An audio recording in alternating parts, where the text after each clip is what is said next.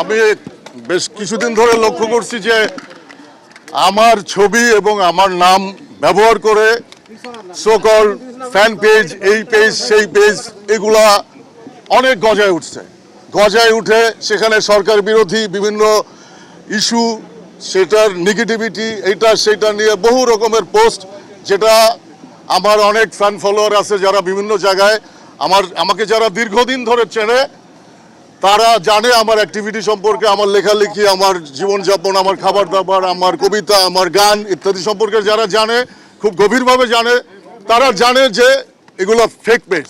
কিন্তু অনেকেই জানে না, যারা দেশের মধ্যে দেশের বাইরে বিভিন্ন জায়গায়, বা একটা জেনারেশন যারা আমরা প্রায় 30-35 বছর ধরে এই মিডিয়ার সঙ্গে সম্পৃক্ত নানানভাবে, সেটা print media, visual medium, literature, music, film, television, তারপরে নানান রকমের মিডিয়ার সাথে আমরা কানেক্টেড।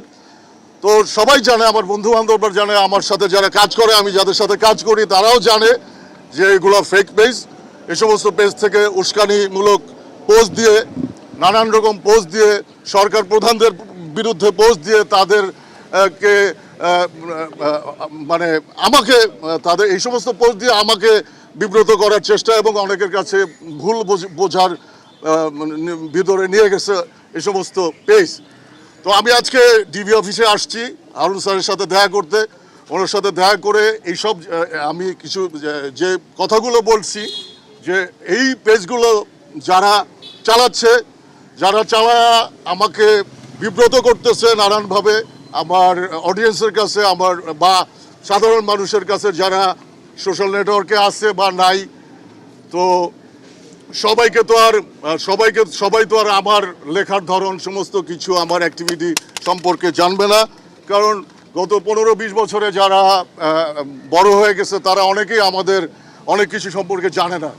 সো আমি এখানে আসছি স্যারের কাছে, হারুন সাহেবের কাছে আসছি, এইগুলো যারা করতেছে তাদেরকে খুঁজে বের করে দৃষ্টান্তমূলক আইনানুগ ব্যবস্থা নেওয়ার জন্য, আসলে এই জন্যই আমি আসছি। সো এই আর কি। আর আপনারা এখানে যারা আছেন প্রেসের, আপনারাও জানেন, এবং আপনাদের সাথে কাজ করে আমাদের অনেক বন্ধু বান্ধব আছে, আমাদের সহকর্মীরা আছে, আমাদের সমসাময়িক সিনিয়ররা আছে, তারাও জানে যে আমি কি পোস্ট দিতে পারি, কি পোস্ট দিতে পারি না। ঠিক আছে?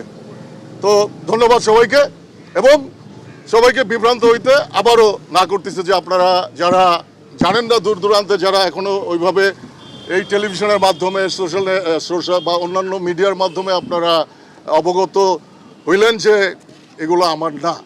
সো আর আমার একটা পেজ আছে, সেইটা এখন না ভেরিফাইড হয় নাই, হয়ে যাবে।